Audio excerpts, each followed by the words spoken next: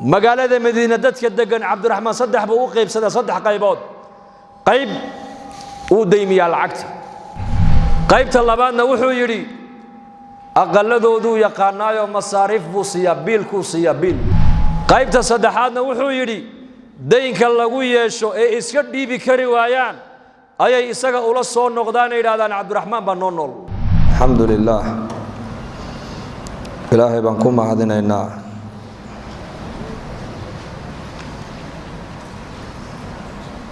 masaajidka inoo idmay inaan fadhiisano masaajidu waa khayrul biqaac dhulkan aan dul joogno meelaha ugu khayr badan ee ilaahay jalla wa ala agtiisa laga jecel yahay waa masaajida ahabbu albilad ila allah almasajid wa abghadu albilad ila allah alaswaq nabiga alayhi salatu wassalam waxa uu noo sheegay dhulka meelaha ilaahay ugu jecel yahay waa masaajidiisa meelaha ilaahay ugu nacab yahayna waa aswaaqda weeyaan suuqu waa meesha tijaarada adduunyadu ay ka hirgasho masaajiduna waa meesha ay ka hirgasho tijaarada aakhiradu تجار الدنيا أسواق ضايا لجهلا تجار الآخرة ماشى مر والبلجهل ومساجد ويان سفيان الثوري رحمة الله عليه يا أورنجري المؤمن في المسجد كالسمك في الماء قفك مؤمنك مساجد كدحدي سمرك أوجوجو وحول لمدي هيسدا كلون بيكون دحجر أو كله kalluunka noloshiisa oo dhan waxa lagu xidhay waa biyaha hadii biyaha uu ka dhaxbaxana isaga dhibaato oo dhimanaya muuminkana meesha uu ku noolaada waa masaajid meesha qalbigiisu ku xasila waa masjid meesha uu diintiisa ka barta waa masaajidka meesha muuminku ilaahay kaga xidhma waa masaajidka noloshiisa muuminku meesha uu ku toosiya waa masaajidka meesha ilaahay kaga xidhmaana waa masjid muslim baan ahay masaajidkana kuma xidhni waxay ka dhigan tahay ilaahay cilaaqo lama lihi bay ka dhigan tahay ibn Abbas radiyallahu anhuma ayaa la weydiiyo lagu yiri ninka salaada jumcadana aan soo xaadireynin salaada jamacana aan ka soo qayb galeyn maxaa oran lahayd markaasuu yiri huwa fi an-nar haduu sida ku dhinto naar buu ku dhex jiraa buu naar ninka salaada jumcana aan soo xaadirin shanta waqtina jamaca aan laga helaynin jamaca aan ku xidhnay jamaca muslimiinta haduu sida ku dhinta naar buu ku jiraa buu yiri marka muuminku meesha uu kaga xidhma rabbigi waa masaajidka meesha uu akhlaaqda wanaagsan uu ka kasbada waa masaajidka meesha uu shariicada islaamka iyo diintiisa uu ka bartaa waa masaajidka meesha qofka dadnimadiisu ay ku hagaagtaa waa masaajidka marka noloshiisa dhan baa masjidka ku xidhan qofka muuminka sida ilaahiisa ugu xidhmaayo masjidku ka baran sidoo labada waalid u raali gelinaya masjidku ka baran sida uu ganacsiga u hirgelinaya ganacsigiisa masjidku ka baran sida uu jaarkiisa ula dhaqmayo cilmiga masjidku ka qaadan sida uu ganacsanayana cilmigeeda masjidku ka qaadan haduu ummad maamulayana xabka u maamulayo cilmigeeda masjidku ka qaadan muuminku masaajidka markuu dhex jooga baa la yiri waa sida kalluun biyo ku jiro oo kale wal munaafiqu fil masjid ka tayr fil qafas qofka munaafiqa masjidka dhexdeeda markuu joogana wuxuu la mid yahay shimbir banaanka uu iska duulayo iska xayaadaya laga soo qabtay oo qafas lagu dhex riday meeshiisi maaha لأن الشمبرك دائما ماشى الله طلقله وهوده يطير في الهواء قفص مركا لغو ردنا وعريري بو دريمايا منافق مسكيد كمركا او سو غلنا وحو لمid yahay sida ma aragtaan shimbir qafas lagu dhaxriday buu lamid yahay masaajidu marka waa meesha ilaahay arlada ugu jecel yahay malaa'iktu xataa marka imanayso masaajida ka bilaabaan safarkooda masaajidka qofka ku xidhan ee ku taxan wuxuu noqdaa jaliisul malaa'ika qof mar walba malaa'igta la fadhiyo buu noqonayaa laana majliskan imika aan fadhina waxa uu nabigu noo sheegay malaa'igtu inay la fadhiisanayso inna lillahi sayyara ba nabigu inna lillahi malaa'ikatan sayyara ilaahay waxa uu leeyahay malaa'ig arlada dusheeda ayay socdaan yaltimisuuna majaalis adh-dhikri majaalista ilaahay lagu xusayo ayay raadiyaan malag malaa'igta kamida markuu arko wuxuu leeyahay halummu ila haajaatikum malaa'igtii kale ayuu ku leeyahay muraadkada arlada u timaadeen aad kala haydeen aniga arko la kulme kaalaya buu leeyahay dana malaa'igtu markaas garbahooga ayay saaraan baa nabigu yiri calayhi salaatu wasalaam ilaa samada adduunyada ayay buuxinayaan majliska markay ka noqdaan ilaahay jalla wa ala dhinaciisa u noqdaan buu ilaahay ku odhanaya maanta maxaad la kulanteen oo maxaad ku urursanaydeen waxay odhanayaan adoomahaaga kamida ayaan la kulannay adigay ku weyneynayeen adigay ku ammaanayeen adigay ku nazahayeen adigay kugu mahadinayeen markaasuu ilaahay may arkeen aniga may arkin hadday arki lahaayeen bal ka warrama baa ilaahay yidhaahdaa markaasuu leeyahay malagii hadday kuwa ku arki lahaayeen ayakoo adiga aanan ku arkin bayba ku ammaanayeen oo kugu mahadinayeen oo ku weyneynayeen hadday adiga ku arki lahaayeen sida hadda ay ku ammaanayeen ee ku xusayeen si ka sii ziyaadsan bay ku hadal hayn lahaayeen markaasuu ilaahay yidhaahdaa maxay weydiisanayaan bal ii sheega markaasuu yidhaahdaa malagii jannaday ku weydiisanayaan oo jannadeeda may arkeen may arkin hadday jannada arki lahaayeen bal ka warrama siday hadda jannada ku weydiisanayaan si ka daran ayay jannada ku weydiisan lahaayeen markaasaa ilaahay yidhaahdaa maxay iga magan gelayeen naarta oo naartayda may arkeen maya hadday arki lahaayeen bal ka warrama hadday arki lahaayeen sida hadda ay naarta kaaga magan galayaan si ka sii daran bay kaaga sii magan geli lahaayeen marka u dambaysa ilaahay malaa'igta wuxuu ku yiraahdaa fawshudukum ya malaa'ikati anni qad ghafartu lahum malaa'igteedii marag waxaad iga noqotaan adoomahayga halka fadhiya aniga dartay u fadhiyay inaan dambigoodii dhaafay buu ilaahay yiraahdaa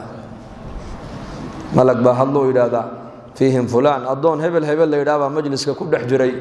isagu muraadkiisu ma ahayn inuu xuskaaga dhageysto inuu ammaantaada umu fadhiisane laakiin muraad kale uu meesha ka lahaa markaas ilaahay odhanaya humul qawm la yashqa bihim jalisuhum kuwaas waa qoom kala fadhiistaan ama hooga isagana dambigiisa dhaafa baa ilaahay ku yiraahdaa majalistan ilaahay aan ku ammaanayno ee diinteena macaan isku baraarujinayno ama quraan aan ku akhrisanayno ama xalaqaat ilmi masaajidana aan kaga qayb galayno ama kaliga intood miskiidka aad fadhiisato aad ku dhikrinaysid aad waqtigaaga adduunyada intood ka soo goysid aad masaajidka ilaahay ku camiraysid dambi dhaaf baad ka helaysaa qalbiga ayaa kuugu xasilaya malaa'igta ayaa kuugu ducaynaysa ilaahay baad ugu dhawaanaysaa walbahaarkii adduunyada ayaa kaaga baaba'aya masaajidka huwa alladii anzala as-sakiinata fi quluubi al-mu'miniin liyazdaduu iimaanan maca iimaanihim sakiina qalbigeena ku soo degaysa sakiinadu waa maxay iimaankii aad lahayd baa iimaan kuugu ziyaadaya aqoontii aad lahayd baa aqooni kuugu biiraysa cilmigii aad lahayd baa cilmi lagugu daraya qurbi min allah hadba intaad ilaahay aad u dhawaan jirtay in ka badan ayaad ilaahay u sii dhawaanaysaa markaad masjidka ku nagaato marka masaajidka hadduu qofku xaqiisa u bato jaliisul malaa'ika ayuu noqonayaa qofku hadduu xagga suuqa u batana jaliisu shaytaan buu noqonayaa shayaatiintu la fadhiisanaya halka masaajidana malaa'igtu ay imanaysa baa la yidhi aswaaqdana shaydaan ayaa calankiisa ka taagto junuudiisa ka kala dira marka qofka suuqa u bata tabiicadaha abaaliista tabiicadaha shaydaanka ayuu yeeshaa shaydaanka dabeecadiisu waa maxay al-isyaan wal-kibr wal-hasad wal-bughd nacam wal-kufr wal-iyadu billah sifaadka xun ee damiimada ee qofka lagu arkana ilaahay uu ka dheeraanayo ayaa qofka ku beeranta hadduu qofku majaalista suuqa u bato lidalika nabigeenu sallallahu alayhi wasallam saxaabadiisa uu ka ilaalin jiray suuqa inay fadhiistaan iyaakum waljuluusa fi turuqaat yakoo suuqa fadhiyo maalin arkay wuxuu ku yidhi jidadka aad fadhiisanaysaan baan iniga digayaa buu rasuulku yidhi ما لنا من مجالسنا بد نتحدث فيها بيدادين مال كلام كوف شيكيسنو ما هيسن النبي الله sheekadoodu maxay hayd bay kula tahay diinu bay ka sheekaysanayeen jaahiliyadii noloshay ku jireen iyo islaamka macaankayga isku barbar dhigayeen diinta nabi maxamed ku soo degtay bay mar walba majaalista suuqooga isku barayeen markaa buu nabigu yidhi haddii dariiqa fadhigiisa aad ka maarmi weydaan oo meel badiilood fadhiisataan oo meesha meel ka duwan aanad haysan waa hagaaga dariiqa xaqiisa siiya buu rasuulku yidhi sal alla alay wasalam oo xaqa dariiqu nagu leeyahay waa maxay waxa uu nabigu yidhi qaddu lbasar indhihiina laaba buu nabigu yidhi kafu ladaa dadka dariiqa marayana dhibtiina ka laabto ka haysta buu nabigu yidhi raddu salaam dadka dariiqa maraya markayna salaamaana salaanta u celiya buu yidhi amru bilmacruuf dadka dariiqa maraya buu nabigu yidhi wanaagga iyo khayrka faro khayrka u sheega nahya can ilmunkar dadka dariiqa maraya munkar sharciga wax inkirsan wax sharciga islaamku inkiray dadka ay noloshooda ka muuqato munkarka ka reeba buu rasuulku yidhi shantaa khasladood qofku hadduu leeyahay dariiqa uu fadhiisan karaa shantaa sifa hadduu qofku uusan la iman karayn dariiqa wuxuu ka qaadayaa dembi unbuu ka qaadayaa ugu inuu qofku indhihiisa ilaaliyo uu gacantiisa ka ilaaliyo muslimiinta dhibtooda salaan haddii la salaamana salaanta inuu celiyo dadka wanaagga inuu faro xumahana uu ka reebo allah ina siiya sifaadkaas diintan islaamku waa diin ballaadhan dariiqa xaqiisii bay kuu qeexday kuu sheegtay min xaqi ilaahay kugu lahaana way kuu caddaysay ilaa dariiqa dadka muslimiintu ka dhaxeeyay ay marayaan xuquuqda uu leeyahayna diinta islaamku way kuu sheegtay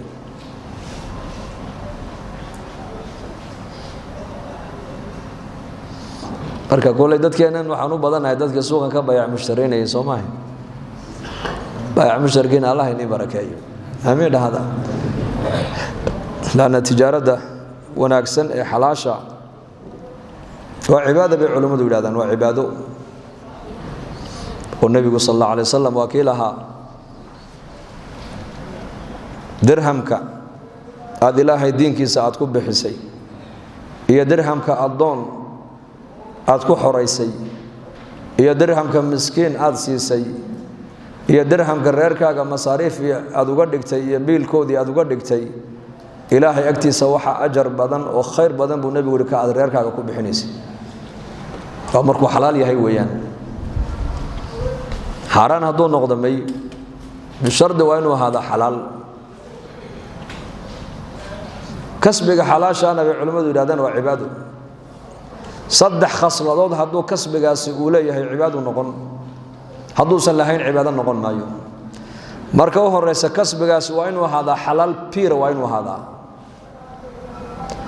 marka saddexaadna kasbiga dhexdiisa wax macsiya waa inaan lagu samaynin oo macsiya laga ilaaliyaa oo ilaahay taacadiisu ay kugu dhaafin salaadu yeena kugu dhaafin kasbiga dhexdeeda wax qafladoo diin la'aan ayaan lagu arkin waa maqaaxiyaha darkaysa subaxdina quraan bay ku daaraan iyo ku furaan waaga marka dadku indhaha kala qaadaan hees qaaciya bay ku tuuraan idan maalin ku weecanoon waniyo ajaladan quraanka ama wacdigan culimada subaxdii aad daaraysid maad ku daysida wuxuu dadka ii soo galay buu hadaan taa ku daayo la ilaaha illa allah oo hadaa subaxdii maxaad u daartaa wuxuu waa baraka buu waa barako barakan ka raadinaya buu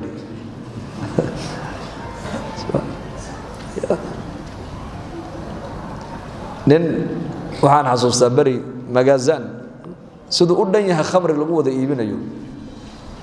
oo nimanka iibinayana arab ay yihiin arab muslimiina ayaan yaa leeyay nimankaas waa arab bal inkaas dadka ziyaartay u tago ziyaarta markaasaan ziyaaranayo waxa meeshaan dhex joogana waa wada khamri shakalka yagi markuu arkay buu ninkii la yaabo wuxuu yiri ma qolo mutawiciin oo miskid ka timidaatiin ha lacag buu soo saaray waa kana lacagtan iga qaata markaas aan ku anagu lacagta ma qaadano dadka awqaadoodaan waqti ka qaadanaa in yar waqti nasiyan kula hadalno intaan la hadlaayay baan u fiirsado makhalkan uu lacagta ku urursanayo waxa ku dul qoran aayatul kursiga ba ku dul qoran lacagtu ku ridayna halku ka keenay waa lacagta khamriga markaan la hadleen yar xadiisay baan ku yiri cilaaqada ka dhaxaysa aayatul kursi iyo meeshaadan maxay tahay baan ku yiri markaas wadankan tuugta ayaa ku badan niman baa ku soo galay xabad rasaas ee madaxa kaaga dhifanayaan waxa meesha yaalla way qaadanayaan marka aayatul kursina wuxuu hooyadii baa ii sheegto igu tiri aayadaas waa xifaado weeyaan waxa leeyahay wixii lagu akhriyay iyo meesha lagu akhriyay ilaahay waa ilaaliyay saasaan ku ogaaday buu aayadani marka way ilaalinaysaa lacagteedii buu yiri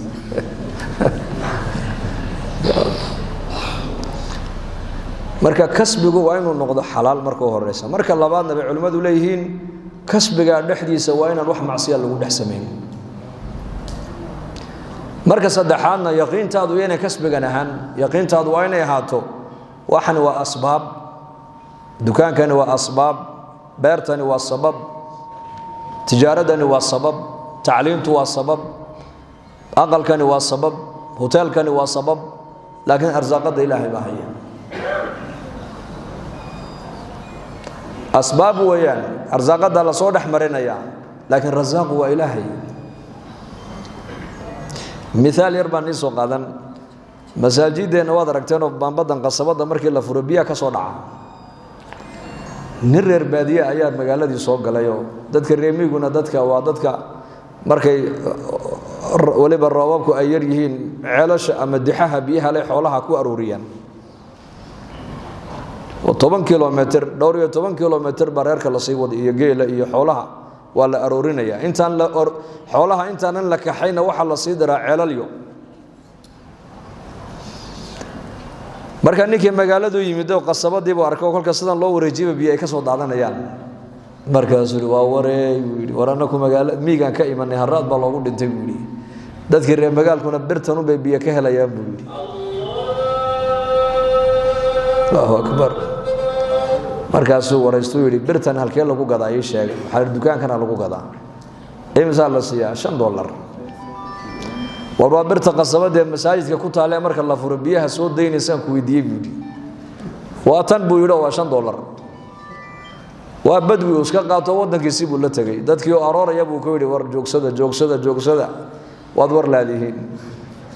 magaaladu way ilbaxnimo waxa la gaaray birtaas biyo laga keenay برتي بان يسو يبي تولكيو بيه ما كسو دحيان كسو دحمايان يعني waa مثال wuxuu ku soo noqday ninkii wuxuu rood dhacday buu saad ugu dhacday aanu ta masaajidka aan ku arkay biyaha soo deynaysaan ka iro tan adiga iibsay bila biyaha markaas lagu yiri war qasabadan aad arkaysid barakad baa ka horeysa barakada qasabad kale biyaha ku shubaysa qasabado iyo beeba baa dhulka dhexdeeda marsan biyaha waxa laga keenay ceelal riig lagu qodo 200 mitir baa biyaha loogu tagay hadar wax sahal ma aha lagu dhibiyay lagu keenay مثالkaas dadku maanta la mid yihiin ninka qasabada biyuhu ka soo baxayaan biyuhu halka inay ku jiraan buu mooday uu ku dhagay bal meesha biyuhu way ka soo dhax baxayaan dukaankaaga aqalkaada tijaaradaada beertaada ziraacadaada xoolahaaga xafiiskaaga وأسباب إلهي بصور نحمرنا يا رزاقنا لكن رزاق وكما رزاق وإلهي رزاق وإلهي لذلك قفك مؤمنك أسباب تنو الله إيمانا ينو يقين صدى الله دوني مايو أسباب تنو حلو باهن يا إن الأسباب هان التي معدد لكن أرزاق قد إلهي بينو بلان قاضي وأفر بل يلا باتنها بين علمه علوشه ويمركو كجري أفرتي الرمود ملك قريب كمتهي بكتب نعم بكتب رزقه وأجله أو شقي أو سعيد وكي حديث صحيح النبي شيغي أفر با علمها مركو بقولي لباتنها بين أوركو وكجرو أفرتن كهرب النبي يقول والنطفض وبيير أفرتن كدنبنا وحا النبي يقول وحنجري روديغا أفرتن كصدحاده دنبنا ووصلدي روهيلبا بقولي لباتن كها بين علوشو علمه مركو كجرو ayaa malaga ruuxda loo soo dhibay oo afuufa dana malagaasi afar shay buu qorayaa buu nabigu yiri waxa uu yiraahday ilaahu ma adoonkan ilmaha caloosha gale malaba ma dhidig habeenkaas la qori midka uu noqonayo maqani ba mise waa faqiir arsaaqadiisa habeenkaas la qori ma ahlan naar ba mise waa ahl jannana habeenkaas la qori buu nabigu yiri malaba mise waa dhidig ajashiisi baa la qoray arsaaqadiisi baa la qoray shaqi iyo saciid أهل الجنة أهل النار متكو يهنا بين كاس القري halka qabrigiisu noqonayna habeen ka bal calaamadeyn taariikhdu dhimanayo marka waxaan adduunka dul yaalo waa asbaab daawadaad cunaysid waa sabab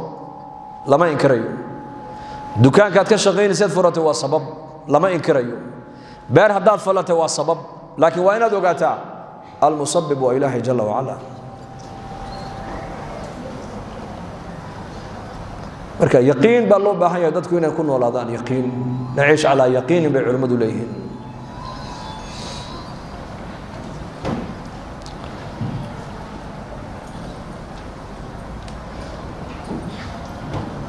marka kasbiga xalaasha hadduunan ku dhicin dariiqadii nabigeena calayhi salaatu wasalaam dambi baa ka dhalanaya isagana waxaa ka mid uu nabigu sheegay xadiis saxiixa waa kii nabigu lahaa saddex ilaahay qiyaamaha la hadli maayo dambina ka qaadi maayo ilna xariislana ku dayi maayo cadaab kulul oo daranna way leeyihiin buu nabigu yidhi saxaabadu markay sidaa u maqleen hadalkaas saddex jeer buu nabigu ku celiyay saddex ilaahay qiyaamaha dambigooga dhaafi maayo ilna xariisla ku eegi maayo walaa yanduru ilayhim eegi maayo xaggooda weeyaan laana cidda ilaahay daymooday baa la yidhi ilaahay waa u naxariistay ka dhigan tahay lana hadli maayo ilaahay jalla wacala cadaab kululoo daranna way leeyihiin saddex jeer markuu intaa nebigu ku celiyey ayuu yidhi abaadar baa yidhi khaabuu wa khasiruu man hum yaa rasuula allah kuwaasi way khasaareen wayna hoogeen ayay yihiin nebi allow noo sheeg markaa buu nebigu sal alla alay wasalam wuxuu yidhi almusbilu waa ninka maradiisa quraanta dhaafiya buu nebigu yidhi kibir iyo khuyalaa buu u dhaafiya xarago iyo isla weyni ama surwaal ha qad noqoto ama qamiis ha noqoto ama macawis ha noqoto ama jubbad ha noqoto qofka maradiisa quraanta dhaafiya waa ahla naar walciyaadu billaah walmannaan buu nebigu yidhi ka dadka u gallad sheegte ee dadka ku yidhahda anigaa wax kaa dhigay anigaa halkaa ku gaadhsiiyey anigaa maaragtaanay bani aadan kaa dhigay anu haddaan jirin adigu ma jirteen dadkana anaa kugu daray abaalkayga maad ilowday mannaan gallad sheegte mu'minku ma gallad sheegto mu'minka waxaa lagu yaqaanaa laa nuriidu minkum jazaa'an walaa shukuura marka uu wax la baxayo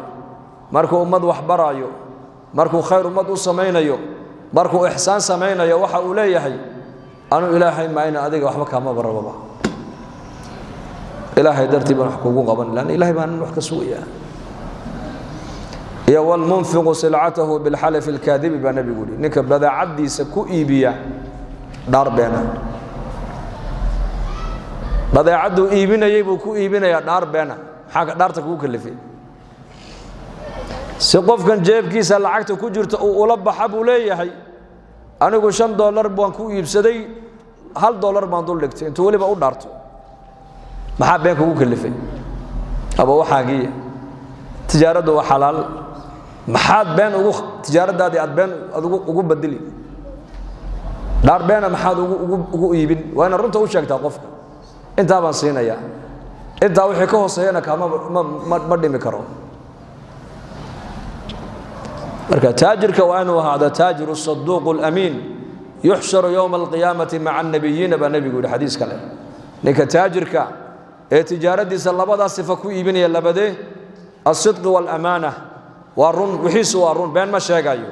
wuxuu iibinaya run buu ku iibinaya waxa qaadanaya run buu ku qaadanaya amaanana uu leeyahay dadka agtiisa ay ku isla ganacsanayaan haday amaano u dhibtaan amaanadii way ugu imanayaan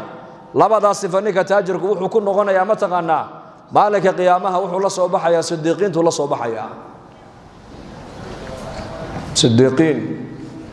nabiyadu la soo bixi oo sidiiqiintu la soo bixi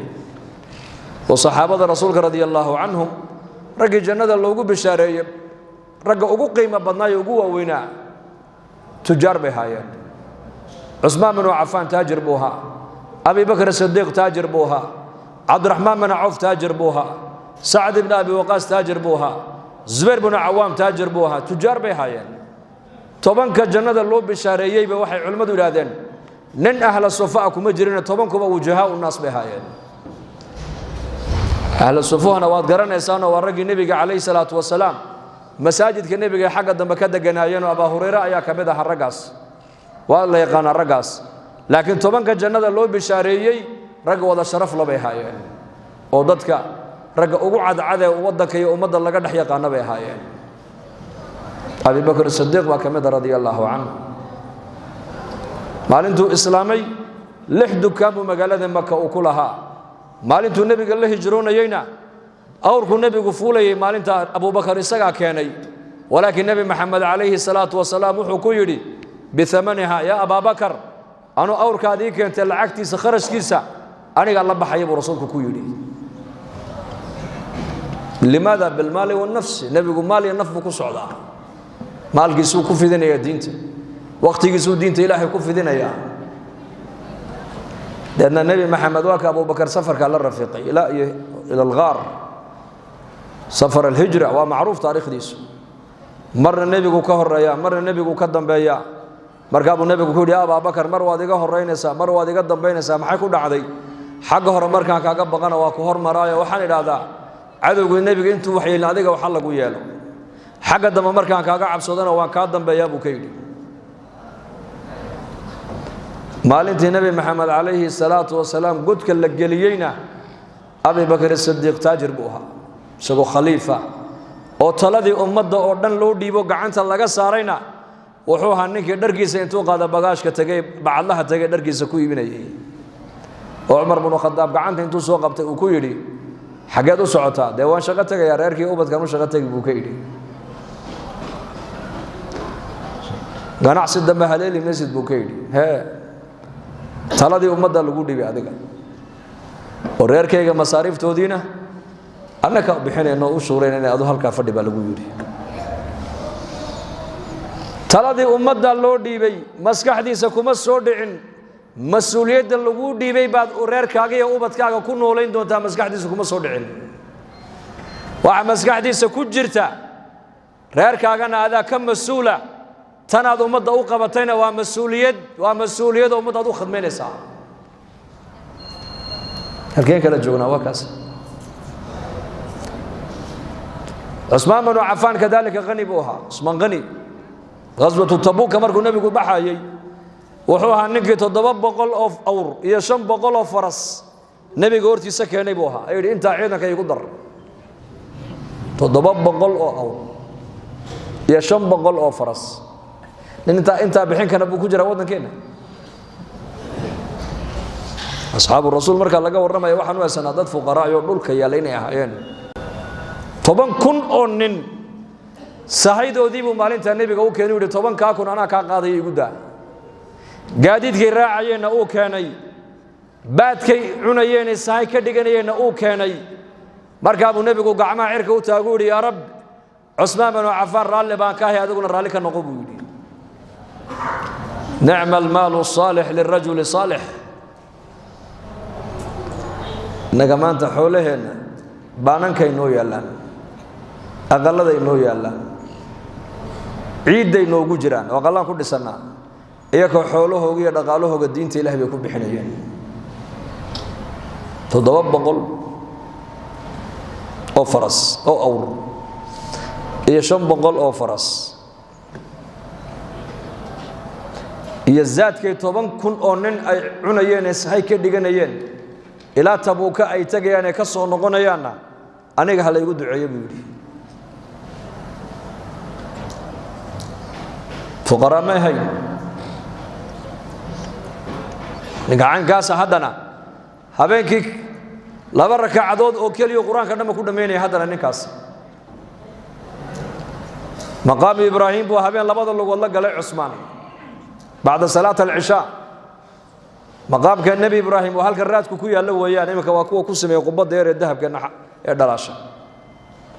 إيش هذا اللي قد عوض الجبري قال بنان كيسكا هيدو لبض اللي قد بلدول ديك جرو مركا مقام إبراهيم الكابو عثمان هبين كي نن صحابة كمدو كويدي يجا يربح نقولنا كوي بعديسته مركاسو بوجا بحي مركو أركا أمير كودل جوجا بوجا دقاقي مركاسو لبض يسولو وذل كاجلية لبض ركعوا كتكذي ركعت دي كوبان قرآن كوكود ميجي ركعت دي لبض نقول والله كتكذي aadaankii fajarkiina waa loo adimay adduunyadana tujaar bay ahaayeen oo xoolaha intaa leeg bay diinta ku bixinayeen aakhirada markay noqoto iyo cibaado markay noqotona quraanka dhan rakcad buu ku khatimayay nimankii buqaada ahaa markii Usmaan ay rabeen inay dilaan fadaa'ilka uu sheegtay bay kamid ahayd arrinkaasi warmaanaadii dilaysaan buu ku yiri nimankii buqaada ahaa Masar iyo Basra iyo iska soo urursaday doonaya Usmaan inay qudha kaga jaraan runtii wayna dileen markii dambe wuxuu warmaanaadii dilaysaan miyaanadi ogeyn buu laba gabdhood oo nabi uu dhalay in aniga la ii dhisay oo tani markay iga dhimatay tii labaad uu nabigu ii dhisay tii labaad markay iga dhimatay uu nabigu yiri ina saddexaad oo ina Muhammad haday noolaan lahayd Usmaanow waan ku guurin lahaa buu nabigu alayhi salaatu wasalaam awwaliin iyo aakhiriin waa ninka kaliya laba gabdhood oo nabi uu dhalay ay xaasul noqdeen baa la yiri taariikhda nin kale oo galay ma jiro caalamka ugu kaligii buu taariikhda ku jira Usmaan ninkaas aan ahay wadi aniga maxay iga dilaysaan war miyaan adi garanayn buu waxaan ahay mujahhiz jaysh al-usra ciidankii cuslaa ee nabi maxamed uu hor socday 30 kun ahaa ninkii sahaydooda diyaariyay ciidanka xambaaray ee gaadiidkay raacayeen iyo sahayday ku baxayeen keenay baan imaad garanayn buu ku yiri waraniga miyaan adi garanayn buu ninkii bi'r mauna maalintii ansaar muhaajiriintu nabiga u yimaadeen ay yiraahdeen magaalada Madiina biyaheega waa la iibiyaa anaguna lacagan biyaha ku gadana ma haysano waxaan ahay ninkii nabi maxamed ku yiri ceelka bi'r ruuma aniga keenaye nabi allow ceel jannada ku yaal hal igu ballan qaado ee ceelka ninkii lahaa intuu u tagay 30 kun diinaar intuu siiyay furaha ka soo qaaday nabiga u keenay ku yiri yaa rasuulullah ceelkaasi waa waqaf muslimiinta abba hadda sida biyiisa waa kuwaas oo nabi maxamed uu yiri Usmaan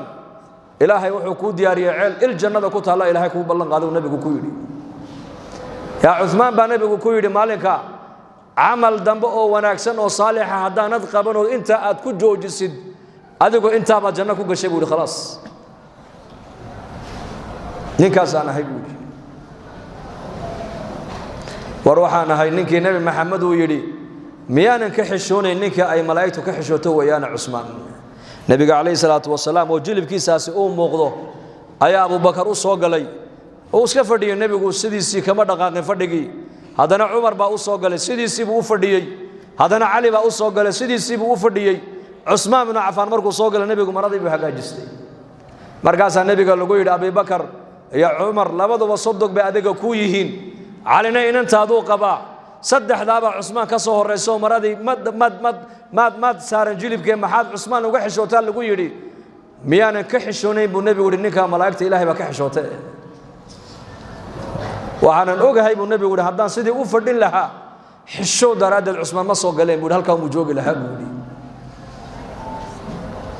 ورنيكا دليسان وانيكا سوري نيكا سانه محد يقدر دليسان عليك علي بقى يمدي وإنما دي قرب سعودان وهو كسوق عتان يا أبا هريرة يا أمير المؤمنين نما كان بقادة كوسود لو أشب قالون مقالة المدينة أفرتن كن أنن باجوكتي هن لينو هن قبنا قدها هن كجرنا نوقف صحبه كويري وحولي مي ديج إسلام مقالة المدينة كود هذا مايه حد أنا جاي دلان هاي دلان حد أنا جاي دلان بقول أنا النبي عايش يقول يري قميص كإلهي كوجلي يبي دم عدونا إنه كاسران هذا عثمان وقميص كأدس كسرت النبي يقول يري أنا جاي أركي مسجد أقول قيامة هلا كل من مسجد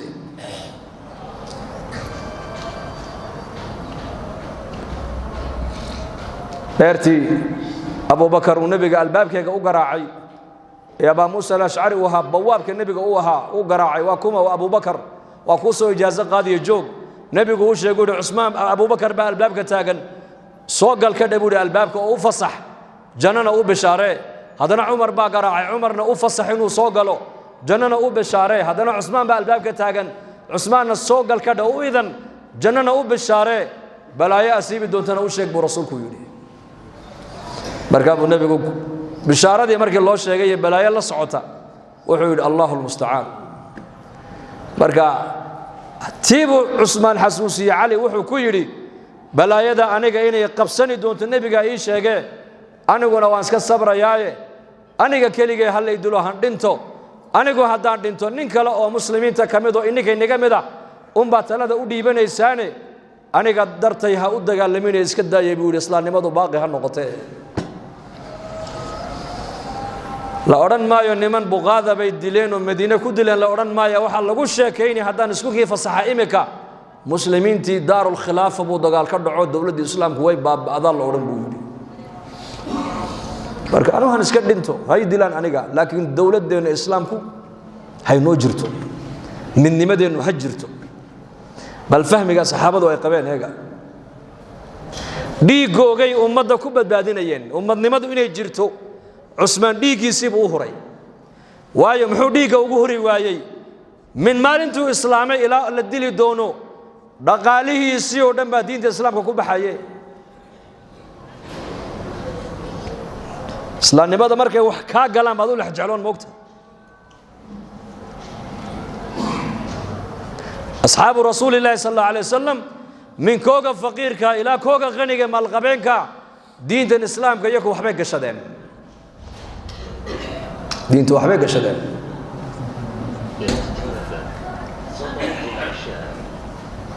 faqataluhu dadna Usmaan sidaasay ku dileen ragay waliba uu soomanaa maalintii la dilaayay isagoo sooman bay dileen markaas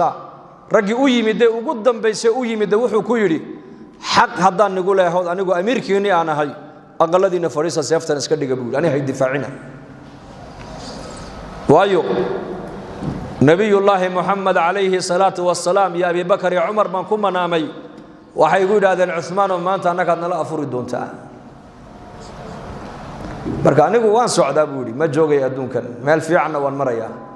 marka aniga dartay ha u dagaalamin buu yiri aniga magacayga dhiig islaam ha ku daadanina halkiina jooga buu yiri aqaladiina fadhiista markaad maqashaan Usmaan waa la dilayna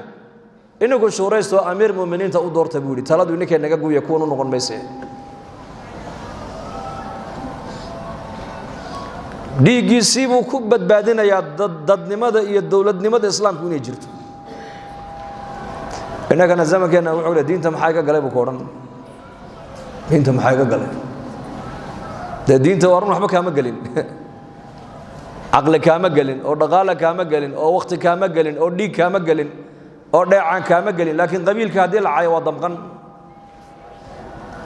darkaad ka dhalatay hadii la caayo oo la taabto dhiig karbaad yeelo dhiig wadnaha ku kici way reetolka maxaad ugu damqanaysaa qaaraankaad ku bixisaa iyaga islaamnimada se waxba kaama galin iyaga islaamnimada waxba ka galay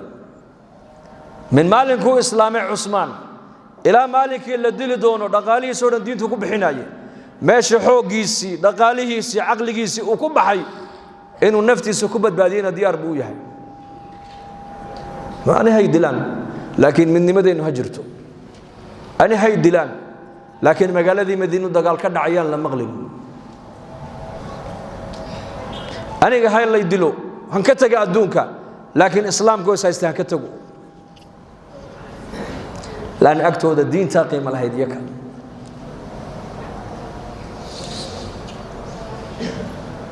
عبد الرحمن بن عوف كذلك غني بها رضي الله عنه مالقبين وأنك عثمان بن عفان كيابي بها يسقونه عثمان بو كيابي عثمان بن عفان وأمير أي عثمان أورنجري وحن الله يا باب التجارة عبد الرحمن بن عوف سيد الله يابتال لقيري وعلى المسلمين المدينة كنا لو دم بعد مودين لليهين مركي مغلان عبد الرحمن تجارة دي سوي كبعضو ومعاشي ولا فرحان حدي مغلان عبد الرحمن بن عوف تجارة دي سي خسارة كوي مدي وهو صدعبا كوي مدي حدي مغلان وكنا حام بيودي وحين اوغنا حيان بني شيغ بيودي دغيسا عثمان بالي مقالة مدينة دتك دغن عبد الرحمن صدح بو قيب صدح قيبود قيب وديمي العقد وعود على معاش كان الله رئيس مال كان اسكا سوعلي qaybta labaadna wuxuu yiri aqaladoodu yaqaanaayo masaarif buu siyabil ku siyabil oo u tirsan yihiin inta guri ee saboolka qaybta saddexaadna wuxuu yidhi daynka lagu yeesho ee iska dhiibi kari waayaan ayay isaga ula soo noqdaan yidhaahdaan cabdiraxmaan baa noo nool ibn cawf baa noo jooga annaka cabdiraxmaan bin cawf intay u yimaadaan buu ayaa dayn kugu leh hebel hebel waa kana iska siyaanaa kuu noole ninka xoolihiisii magaalada madiina muslimiinta ku nool oo dhan sidaa ula simay mar aliya markay maqlaan tijaaradii cabdiraxmaan baa kobocday way la farxaan limaada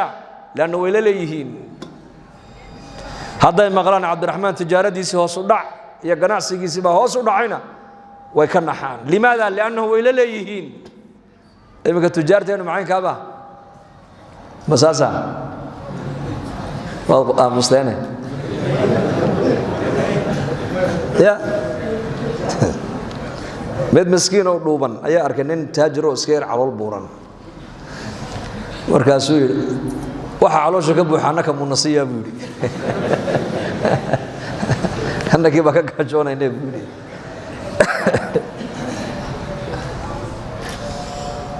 waxay asxaabtu ay hayaan waxay u fahmeen inay muslimiinta u hayaan innakuna waxaan u fahmnay waxaan haysta buu ku leeyahay nin walba anaa iska leh aragtada intay isku jirtaa markaa waxaan haysto ana iska leh waxaad adu haysatidna anay igu fiican yihiin iyaku waxay lahaayeen waxaad haysato adaa iska leh allah kuu barakeeyo waxaan anigu aan hayana walaal adaan kuu hayaa inaan xaqaaga ku ilaaliyo naftayda uma nooli bay lahaayeen iyaku ummaddaan u noolahay haddaan dhimanayo ummaddaan u dhimanayaa innagana maanta waxaan maraynaa inaan idhaahno hee waar anu nafteyda maan cid kale ma aqaano dadka kale maxaa iga galay buu ku odhan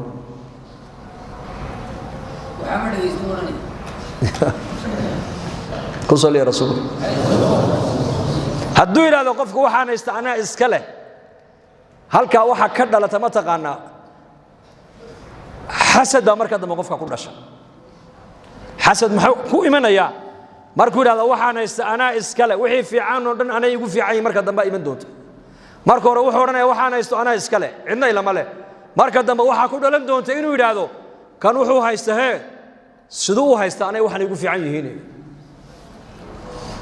xasad xasadkuna waa sifadii qaabiil uu walaalkii haabiil uu ku dilay واتل عليهم نبأ ابني آدم إذ قربا قربانا فتقبل من أحدهما ولم يتقبل من الآخر قال إنما يتقبل الله من المتقين ولا ليها يعني آدم بعد لبدو دبا لكن برقا ما دام بن آدم ترمايي حواء مركع علوش يدا الماء قلبا لبا دليس لبا متاني دليس ويليا قبر wiiliya gabadhan isla dhashay labada ku xigto iyakuna wiiliya gabadha ayay isweydaan la iskugu guurinayay baa la yidhi bani aadamka tarmaya markaas marka qaabiil waxaa la dhalatay gabadh qurux badnayd haabiilna waxaa la dhalatay gabadh fool xumayd baa la yidhi markay afartoodii barbaareen ee weynaadeen ee kobceen ayuu aadam ku yidhi waa hagaaga haabiilow mataanta qaabiil guurso waa sida curfiga ugu ahaa shareecadoodu marka ay ahayd qaabiilow adiguna mataanta haabiil guurso marka qaabiil baa yidhi may aniga ta ila dhalataa qurux badanoo ta isaga la dhalata way fool xun tahay marka taydan guursan buu yidhi yani wixii fiicanba anay igu fiican yihiin weeyaan marka aadam baa ku yidhi may sharcigeenna inanka la nooma ogolo may halka sheekada oo maraysa mufasiriinta qaarkood ay qoreen آدم عليه السلام وحوتك مكو تجي دهن قابيل يهابيل باسكو هري لبدو ذي بأمريكا واحد سكوب بندقين يدادين هذا بوا يهي صدقات هلا بحنو كين صدقات دلقا أقبلو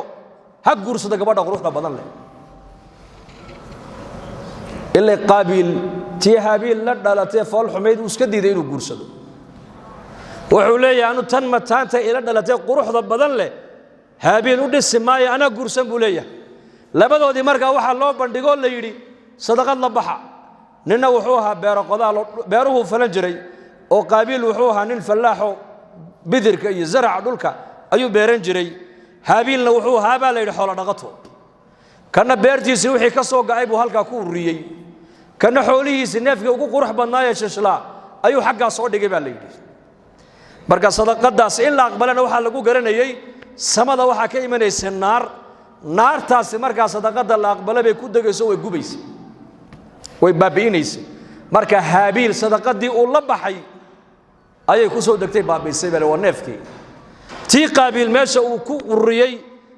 shaciirkii iyo wixii dal cunay zarca ahaa naartii waa ku soo dhici weyday marka qaabiil baa si xanaaqo yiri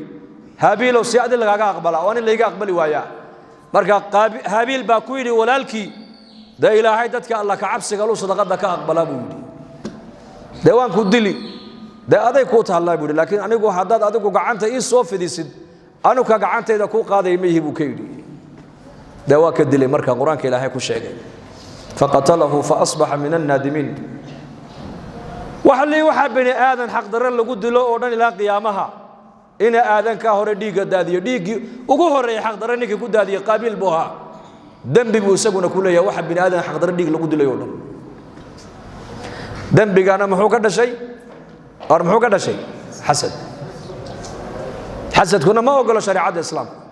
xasadku waa maxay hadii la macnayo waxay ka dhigan tahay ilaahu nicmadan hebel aad siisay uma qalmee maxaad u siisay ma ilaahay baad markaa ka aragtay fiican tahay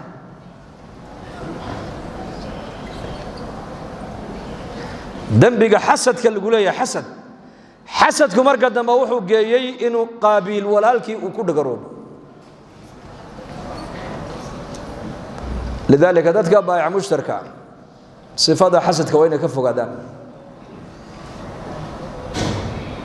kii shalay suuqa soo galay baa laga yaabaa inuu ku dhaafo adiga haysura siduu ii dhaafay aniga ilaahay baa u qoray isaga yaa u qoray ilaahay lan rizqu waa munqasim wala qaybiye adduunyada laguma tartamee diinta lagu tartamaa khaslataani man kanata fiihi katabahu Allahu shakiran sabira waman lam takuna fiihi lam yaktubhu Allahu shakiran wala sabira laba khasladood qofka noloshiisa ay kamid tahay ku jirto ilaahay liiska shaakiriinta saabiriinta ayuu ku daraa man nadara ila diinihi man huwa fawqahu faqtada bihi waman nadara ila dunyah ila man huwa adna minhu ninka markay diin noqoto ka sareeya eega ee ku dayda adduunyo markay noqotana eega ka hooseeya ee nicmada ilaahay isaga uu siiyo hoos u eega ku shukriya labada khasladood nin kale baa la yiri ilaahay jalla wa ala wuxuu ku daraa shaakiriinta iyo saabiriinta marka in adduunyo la iskaga daydo oo walaalka adduunyo lagu la tartamo oo adduunyada lagu xasdo lama ogolo waxa la ogol yahay in qofka diinta lagu la tartamo ka diin fiican baa la eega dadna waa lagu daydaa yaa la yiri waa lagu daydaa salaada shada waqti waad u tukanaysaa waad baxaysaa laakiin ninka sunnaha ku daraya eego bisha ramadaan baad adigu soomaysaa sunno kale ma soontid ninka shawaalka ku daraya eego ku dayo acmaal baa loo baahan yahay lagu tartamee ashyaa in lagu tartamo maaha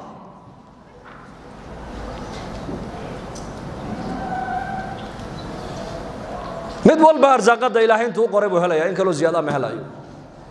kasbiga arsaaqada iskuma xidhno dad baa ka shaqo badan adiga laakiin ka dakhli yar nin baa adiga ka shaqo yar laakiin ka dakhli badan kuuligu subaxda 6da subaxnimo shaqadu bilaabo ayuu 6da maqribka ka soo dhaadhacaa isagoo naftiisu ay nafba ku jirinba waxa uu qaadanayaa wax yar oo la yiraahdo $15 ama $10 laakiin injineeradu ka warrama maxay shaqeeyaan injineerku imsuu shaqeyn saacad laba saacadood waliba xafiis qabow ku shaqeyn xafiis qabow oo biyihii u yaaleen oo halkan shaahi u yaalo oo ku sheekaynayo laba saddex saaco shaqeyn waxa laga yaabaa $100,000 inuu qaato maaha qalinka wuxuu ku helay arsaaqada may waa u qornayd imsa ka aqoon badan oo xaafadaha fadhido walwalan dadka inta shaqeynaysa kala haysa iyo inta aqalada fadhida cunaysa ma badan bal dumarku may shaqeeyaan may haddana way cunaan oo way naga qurux badan yihiin ubadku may shaqeeyaan may haddana way cunaan oo way naga qurux badan yihiin waayeeladu may shaqeeyaan may haddana way cunaan oo way cabbaan dadka wahlwaalan may shaqeeyaan may haddana way cunaan way cabbaan dadka jeelasha ku xidhan may shaqeeyaan may haddana way cunaan way cabbaan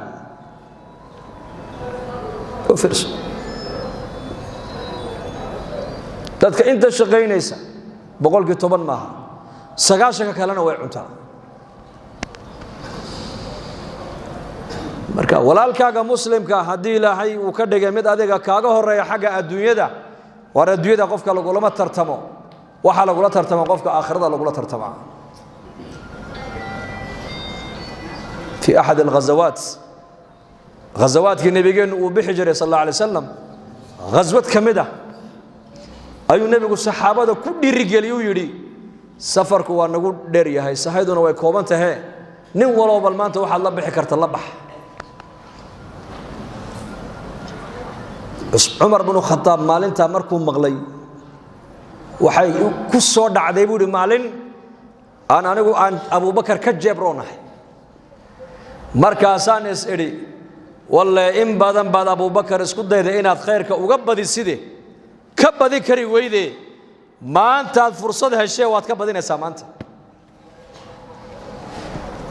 oo fursadda Umar uu haysto waa maxay Abu Bakarna waa faqiir waa markii Madiina loo soo hijroodo dhaqaalaba ma haysto Abu Bakar Umarna waa nin maal qabeen oo ganacsi buu leeyahay markaasa nabigu sallallahu alayhi wasallam saxaabadiisa nin walba wuxuu bixiyana weydiinaya walibana maanta aad maxaad bixisay ya rasuulallah inta soo neef baan keenay anigu ma sha Allah ka qaada waradna maxaad keentay ana inta soo ariyaan keenay ka qaada waradigu maxaad keentay inta soo nin baan aniguna saydooda keenaya ka qaada Umar oo socda markaa yimid ragii ka horeeyay Umar wuxuu nabigu weydiinayay waxay la baxeen buu weydiiyay لكن عمر بن الخطاب نبي سؤال عجيب ويدي وحو كيري يا عمر ريركاغا maxaad uga timid bali sheeg buu yiri ماذا ابقيت لاهلك صحابه انتي kala dhan waxa la weydiiyay waxay keeneen la baxayaan laakiin Umar wuxuu nabigu weydiiyay xaad maanta Umar oo adigu nasid maxaad reerkaaga uga timid bali sheeg markaasuu yiri intan aan wado in la eego baan uga imiday buuli misaal ahaan ka soo qaadin 100 kun haysta oo 50 kun keenay 50 kun reerkiibu uga yimiday zamankoodaas masaariifta reeraha waxay ku bixiyaan baa la yiri way isma sheegi jirin laana Umar hadduu sheegi lahaa 50 kun reeraha uga yimiday نقصان با عمر هلكا كغا موقن لهي نولشيسا وايو waxa la ogaan lahaa ma maasha asxaabu rasuulillaahina ay dhagax caloosha ugu xidhanayaan ee ahlu sufiina xabad timir ay ku cuntaynayaan ayuu Umar xoolo inta la reerkiisa ku dhaxaysta halka nuqsaan ba ka soo gaar lahaa Umar diintiisa lidaalika Umar ma sheegin wuxuu yiri intanaan wado in lamida baan uga imiday buu reerkaygi misaal ahaan 100 kun bay ahayd konton kuna uu keenay kontonna uu la haray Abu Bakarna waxa uu keenaya ma jirtaba waa faqiir Umar isagu wuxuu filayay in la yiraahdo maxaad keentay u raado konton kun baa keenay Abu Bakar adiguna maxaad keentay waxa ma haysta nabi Allah oo maanta de Umar yiraahdo Abu Bakar adaa ka badiya maanta waad fahamtay ma umaleyn laakiin su'aashi nabigu waxay u dhacday sidan maada abqayta li ahlaka ya Umar reerahaaga maxaad uga timiday intan wado in la ag baan uga imiday buuli intan marka lama weydiin sheeg lama oran intan mana sheegi karo inta reerka la weydiiyay intiina ma sheegin oo xishoodo ya rasuul intan aan keenay in la ag baan uga imiday Abu Bakar oo socda yimid oo yiri ya rasuulullah Abu Bakar ana reerkaaga maxaad uga timiday sheeg wuxuu ilaahay rasuulka saan uga imiday buuli bila masaariif bila waxba marka uu nabigu eega Umar oo qoslo wuxuu ku yiri Umar labadiina sadaqa inta labadiina hadal inta u dhaxaysa ayaa darajadiina jannadan u dhaxaysa rasuulku ku yiri waa maalinku Umar yiri hadde toole maanta intii ka dambaysa Abu Bakar dambo la tartamaya way hadhay هذه فهمتها ما نملين تنافس وصارعوا وسابقوا فليتنافس المتنافسون بإلهي صارعوا الدنيا مركز اللي نقلها الله إلهي وحده فامشوا في مناكبها أصعد الدنيا أصعد صعد كواسدا صعد واتقنا ذكرك إلهينا فاسعوا إلى ذكر الله سعي قبال ليري وصعدك كسر رأي وأودك دقا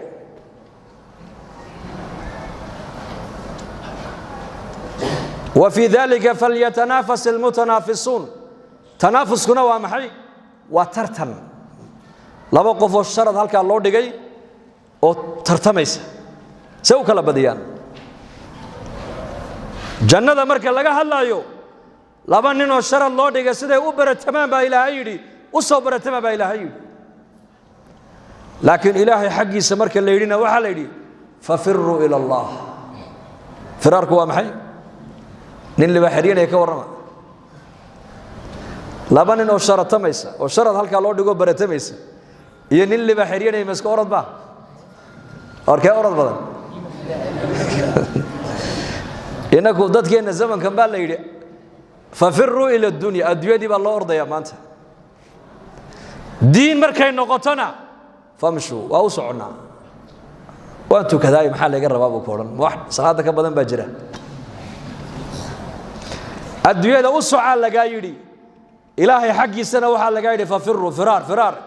كفرارك من الأسد سد اللباح نفط هذا أدوجبت بعد اللهيد نار جهنم وجبت بعد بالقلية الدنيا ده وجبت بعدي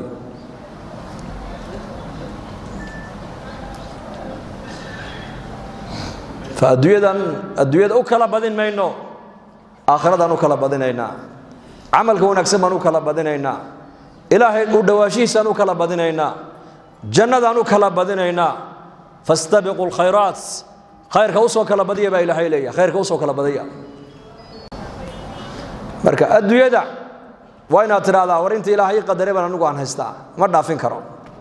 ولا الكين أنت نو هستا إلهي بأو قدري ونو هنيي لا حسد إلا في اثنتين بالنبي يقولي حسد كدين تنو أقشها ولا بشيء كليا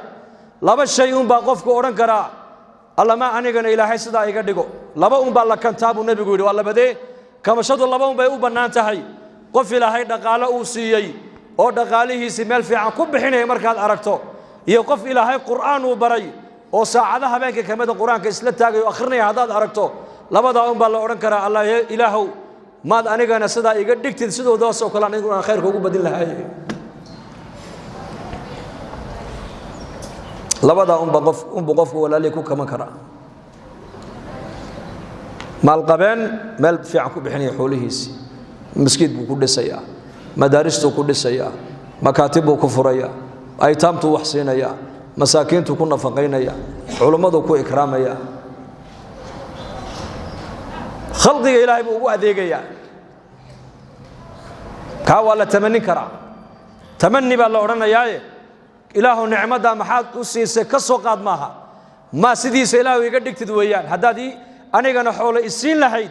سيدي سو كلا نقول لها أو خير كاكو بحين لها ويان إيه نين قاري وقرآن إلهي أو بري أو ساعدها بينك كمدة توقع إلهي بريالي برقا خير كنا نترتنا ديار مونها إن شاء الله ده وفي ذلك فليتنافس عبد الله بن مبارك رحمة الله عليه أيا سنكرات كمركو قبتي أي أرضي دي سي علماء أي دوشي سكسو ورين أي أنها كلا قادو صداو يجي لمثل هذا فليعمل العاملون بيقول لمثل هذا ما أنت أوكله حالة أنا كجرا أوكله نوال بوي مري دون تاي وارنك أسوا عمل فلا يو حلقة هوس وشقيست بيقول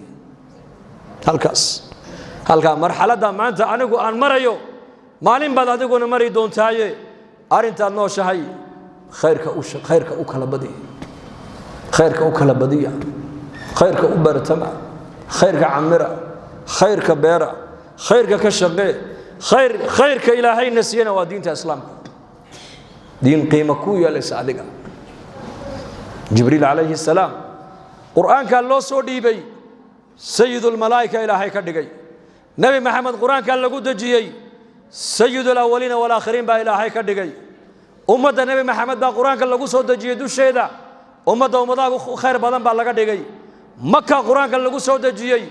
بقعدها دويدا خير بدن با لغا دغي بل رمضان بو قرآن كو سو دغي بشا بلا خير بدن با لغا دغي هبين ليلة القدر قرآن كان سو نقليي هبين كاس وحو نقده كن هبين كن بلود هبين كخير بدن بو نقده هبين كاس دين تاس إلهي نسيه شرفتا كو يلس خلقي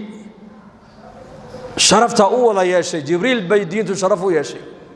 قل له أمانو لا يري نزل به الروح وإنه لتنزيل رب العالمين نزل به الروح الأمين جبريل عليه السلام بقرآن أمين كوف شيء أمين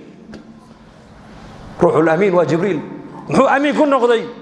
ووحي وكسو قادة بيت العز النبي جينا محمد وارلده ugu keenay سيد الملائكه ku noqday nabigeena quraanka lagu soo dajiyay isaga سيد الاولين والاخرين buu noqday makku quraanku ku soo dagay boqcadaha adduunyada ugu khayr badan bay noqotay makka salaada makka lagu tukado waa 100,000 salaadood 100,000 salaadood waa meeqa sano ma taqaana waa 5 sanadood iyo 6 bilood iyo 22 habeen hal salaado makka lagu tukado يا أوديكنتا شان يكونتون سنادود إيو اللح بلاد يلا باتنا يا هبل شان سنادود ديك قلتو كتكا ورما وشان بقولوا سنادود يزيادو توما سنادود ديك قلتو كتكا ورما توما سنادود لباتن سنادود شان تي سنادود والله بقول يكونتون توما كي وشان بقول لباتكي وكل سنة يديرات قف جري ويان مكة وحي قدر كي قيمها كويا لتي وبقعد النبي محمد وكل شيء عليه الصلاة والسلام وبقعد كعبة وكل علي وبقعد القرآن الكريم كأنه كسر دقي أمدنا إلى هاي القرآن بوسيي وعين نقطة أمدها وخير أمدها وخير بدن بين نقطتي هبينك القرآن كسر دقينا وحال يري إنا أنزلناه في ليلة مباركة إنا أنزلناه في ليلة القدر ليلة القدر خير من 1000 شهر دين تاس دولكي قيمة أو يا شيء مالمه قيمة أو يا شيء بشي قيمة أو يا شيء نبي محمد قدرك أو يا شيء جبريل مكانه دي كرو قادي هذا دين تا إنك كرو قادنا نقاله إن عقله إن عمره إن أنكم بحنو إنتين لك بدين تاس كرو نقاد نكنا ولا ليان عمره إن أدوية كودا بحن الدنيا علي بالقول صف لنا الدنيا يا أمير المؤمنين الدنيا بالنصفه مركب النوت صالح ما أصفها محن الدنيا إني يقول شيء أبو يدي أو فكري أولها عناء أول كيقولنا وتعب ودال وآخرها فناء آخر كيقولنا ودماد حلالها حساب حلالتك وقصوق السنة والله حسابي وحرامها عقاب تيدا حرام وقصوق السنة وعقابه كسوق إيسا نك الدنيا هنتي لكون نقدنا وفي النوبي بودي نكا كل فقير وبنا أمور جودا بودي نكا هنتي لها مرة حستا ونكا مالقبيك كورما السجا أقول والبدن أقول مروق بدن أقول هردير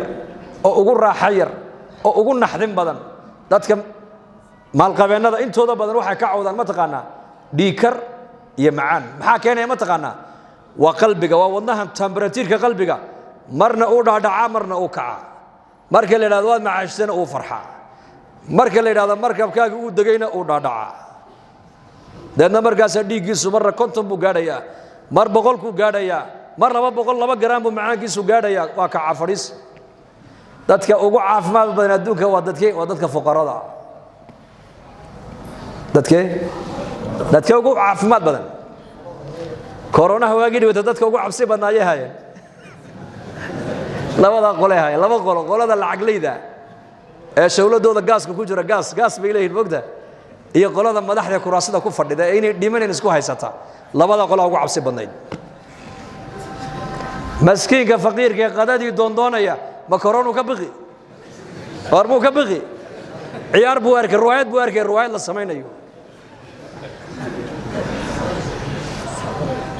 ليه كانوا في رصد جيبوتي واحد أفكر حيران ودواتك العقد لها العقلية دي مدحدي والله ما قالوا اسكو هاي ستبين الدمنين بقى faqiirka miyaa waxaa dadka maalqabeennada madaxda ilaahay ku salliday cabsiya faqiirka ilaahay waa ka qaada waxaas laakiin isaguna xag kalu ka murugoono shoomeernimada maxaa tirahdaan bisaarad baa madaxa wareerisay isagana taasuu madaxa la xoqanayaa xaggee tagtaa ciyaalka halkeed geysaa